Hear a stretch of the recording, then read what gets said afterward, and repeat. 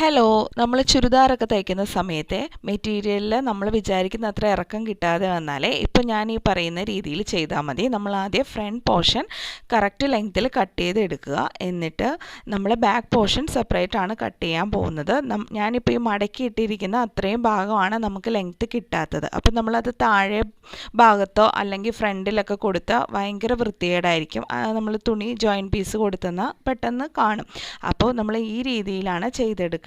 നമ്മൾ അരയിഞ്ച് swing allowance കൊടുത്തിട്ട് ബാക്കി അതേ ഷേപ്പിൽ ആ ഫ്രണ്ട് എങ്ങനെയാണോ കട്ട് ചെയ്തത് അതേ ഷേപ്പിൽ ബാക്കിയുള്ള വശങ്ങളെല്ലാം കട്ട് ചെയ്ത് മാറ്റുക.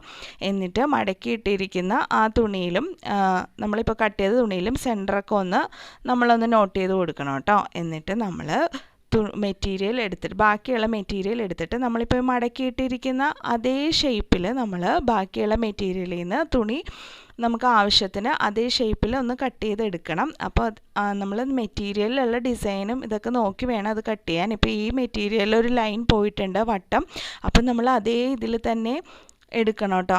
നമ്മൾ എടുക്കുന്ന വശം നീളമായി പോകരുത്, അപ്പോൾ പെട്ടെന്ന് എടുത്തറിയും. എന്നിട്ട് അരയിഞ്ച് സ്വിങ് അലവൻസ് ഇട്ടിട്ട് തയ്ക്കാനുള്ള ആ ഭാഗം നമ്മളവിടെ ഇട്ടിട്ട് ബാക്കി അതേ ഷേപ്പിൽ നമ്മൾ ആ എടുത്ത മെറ്റീരിയലിലൊന്ന് മാർക്ക് ചെയ്ത് കൊടുക്കുവാണ്. നമ്മൾ ആ മടക്കിയിട്ടിരുന്ന വശയിലെ അതേ ഷേപ്പിൽ തന്നെ ആ മാർക്ക് ചെയ്തിട്ട് നമ്മൾ ആ വശം ഒന്ന് കട്ട് ചെയ്ത് എടുക്കുക.